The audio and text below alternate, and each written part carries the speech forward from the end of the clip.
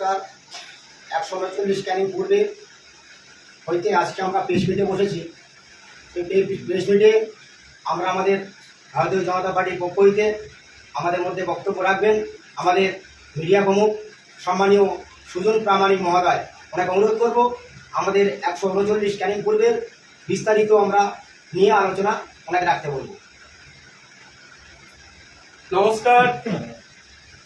আমাদের আজকের এই সন্ধ্যায় যে সমস্ত সাংবাদিক বন্ধুরা এবং আমাদের যারা সোশ্যাল মিডিয়ার বন্ধুরা বসে আছেন সবাইকে শুভেচ্ছা অভিনন্দন, এবং আপনাদের মাধ্যমে যে সমস্ত ব্যক্তিরা আমাদের আওয়াজ শুনতে পাচ্ছেন সবাইকে অনেক অনেক শুভেচ্ছা অভিনন্দন।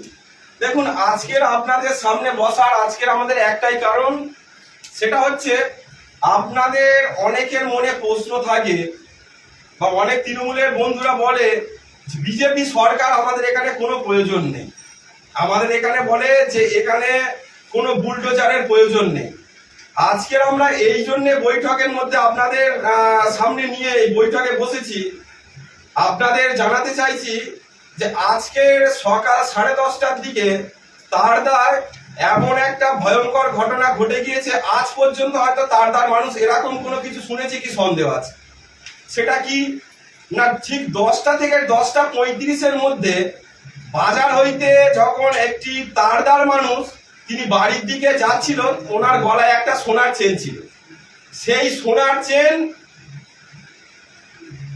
দিনের আলোতে সেই সোনার চেন ছিনতাই করতে যায়। তো আমরা আপনাদের মাধ্যমে বার্তা দিতে চাইছি যে তারদা অঞ্চলে যখন তারদা পূর্বপাড়ায় যখন মানুষের বাড়ির চুরি ডাকাতি হলো, তারদা কাপা সাইডে যখন চুরি ডাকাতি হলো, তারদা হাই স্কুলের সামনে যখন মন্দিরে সমস্ত লুটপাট হলো, তারপরেও এই সরকার বা এই যে প্রশাসনের কি ভূমিকা ছিল আমরা জানি না। আজকের যদি সেই সময় দৃষ্টান্তমূলক শাস্তির ব্যবস্থাপনা সরকার বা এই সময় প্রশাসন করত, আমার মনে হয় আজকের এই রকম ঘটনা, নির্লজ্জকর ঘটনা ঘটতো না।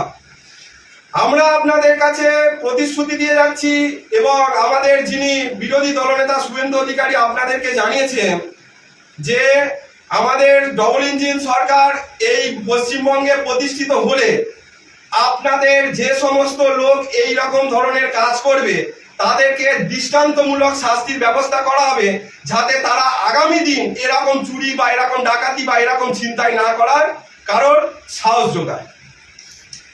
আজকের আপনাদের সামনে আমরা এই জন্যেই ভারতীয় জনতা পার্টির পক্ষ থেকে সাংবাদিক সম্মেলন করা হচ্ছে যে দেখুন, আজকের ক্যানিং পূর্ব বিধানসভায় 3টে মুখ্য পার্টি তাদের প্রার্থী ঘোষণা করেছে। ভারতীয় জনতা পার্টি এবং তৃণমূল কংগ্রেস ও আজকের ইন্ডিয়ান সেকুলার ফ্রন্ট, তারা তাদের প্রার্থী ঘোষণা করেছে। আমি আপনাদের মাধ্যমে সেই সমস্ত বামপন্থী চিন্তাধারার মানুষদের কাছে জানাতে চাই, যে সমস্ত বামপন্থী চিন্তাধারার মানুষরা তারা সিপিএম এর কাস্তে হাতুড়ি বা আরএসপি কোদাল বেলচা বা কাস্তে ধানের শীষে এতদিন ভোট দিয়ে এসেছেন, তারা এবারে ভোটটা দেওয়ার আগে একবার মনে রাখবেন, একবার মনে করবেন যে আরাবুল ইসলামের অত্যাচারে আপনারা অত্যাচারিত, আপনারা অনেকে ঘর বাড়ি ভেঙেছে, অনেকের বাড়ি অত্যাচারিত হয়েছে। আজকে সেই ব্যক্তি সিপিএম এর রাজ্য থেকে তাকে সমর্থন জানিয়েছে, তিনি আজকের আইএসএফ ইন্ডিয়া সেকুলার ফ্রন্ট থেকে পার্টির টিকিট পেয়েছে। আপনাদের যারা তারদায় বিশেষ করে যাদের বাড়ি, তাদেরকে আমরা বার্তা দিতে চাই, আপনারা মনে করুন 2009-10 সালের কথা, যে আরাবুল ইসলাম সেই সময়ের বামফ্রন্টের একজন বিশিষ্ট নেতা এবং শিক্ষক মশাই বিধানচন্দ্র মণ্ডল, আপনারা হয়তো জানবেন, সেই বিধানচন্দ্র মণ্ডলকে কিন্তু এই আরাবুল ইসলাম কলার ধরে কিন্তু টেনে নিয়ে এসেছিল। তো আপনারা যে সমস্ত ব্যক্তিরা সিপিএম এর চিন্তাধারায় বিশ্বাসী, তাদেরকে আছে আমাদের প্রশ্ন যে আপনারা যদি মনে করেন যে এই 139 ক্যানিং পূর্ব বিধানসভায় তৃণমূলকে কেউ যদি পরাজিত করতে পারে এবং আমাদের চিন্তাধারায় যে ব্যক্তিদের কোনো চিন্তাধারা আদর্শ আছে, তো সে কেউ আর না, সে হচ্ছে ভারতীয় জনতা পার্টি। এই ভারতীয় জনতা পার্টির প্রার্থীকে আপনাদেরকে ভোট দিয়ে কিন্তু জয়যুক্ত করতে হবে। আর একটা আপনাদের এই প্রেস মিটের মাধ্যমে আগামী 26 তারিখ রামনবমীর অনেক অনেক শুভেচ্ছা অভিনন্দন আপনাদের সবাইকে জানানো যাচ্ছে।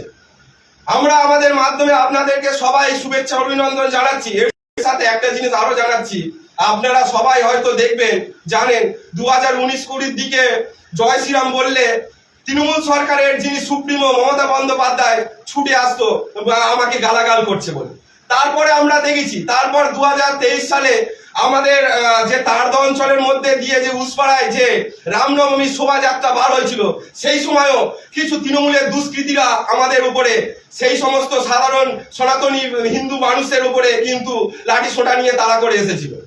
তারপরে আজকের রামের এত কৃপা হয়ে গেছে, আপনারা হয়তো জানবেন বোদরা বাজারের উপরে যেখানে আজ পর্যন্ত বিজেপির নামে গালাগাল দেওয়া চলতো, এই চলতো ওই চলতো, সেখানে আজকে আপনারা গিয়ে দেখবেন যে রাম নবমীর শোভাযাত্রার কিন্তু তৃণমূল কংগ্রেস আজকের ব্যানার ছাপি আপনাদেরকে বার্তা দিতে চাইছে। তো আমরা এইটাই বলতে যাচ্ছি, এ ডার হমে আচ্ছা লাগা, এ আচ্ছা লাগা, এই আমরা বলতে চাইছি যে আপনাদের যে শক্তি, এই যে সনাতন ধর্মের যে মানুষদের শক্তি আজকের সমগ্র বাংলায় জেগে উঠেছে, সেই দেখে আজকে যে জায়গায় তৃণমূল কংগ্রেস আর রামের নিয়েও অনেক কিছু গালাগাল অনেক কিছু বলতো, আজকে সেখানেও তারা তৃণমূলের নেতাদের দিয়ে ব্যানারে কিন্তু ছবি লাগিয়ে আমাদের মানে রামনবমীর শুভেচ্ছা বার্তা জানাচ্ছে। আপনাদের সবার কাছে আমাদের প্রশ্ন, এই অঞ্চল থেকে, এই ক্যানিং পূর্ব বিধানসভা থেকে যদি আপনারা চোর তাড়িয়ে সুশাসন ব্যবস্থা যদি আপনারা স্থাপনা করতে চান, যদি রাজনৈতিক দলের অন্যান্য নেতাদেরকে দল বদল না করা, সেই নেতা যে কাল সিপিএম, কাল না তৃণমূল, আজ আইএসএফ, এই রকম ধরনের ব্যক্তিদের যদি আপনারা নীতি আদর্শ না গুলিয়ে ফেলতে চান, আপনারা যদি চান আগামী দিন পশ্চিমবঙ্গে একটা সোনার বাংলা প্রতিষ্ঠিত হোক, তাহলে আমাদের 29শে এপ্রিল ওই দিন সকাল সকাল পদ্মফুল চিহ্নে ভোট দিয়ে অসীম সাপুই মহোদয়কে আপনারা বিপুল ভোটে জয়যুক্ত করুন। এবং আপনাদের যে আশা আকাঙ্ক্ষা আছে, আমরা তার পুরো প্রচেষ্টা করব সেই আশা আকাঙ্ক্ষায় আমরা যাতে আপনাদের সম্পূর্ণ হয়। নমস্কার। এরপরে আমাদের প্রার্থী আপনাদের কিছু বলবেন।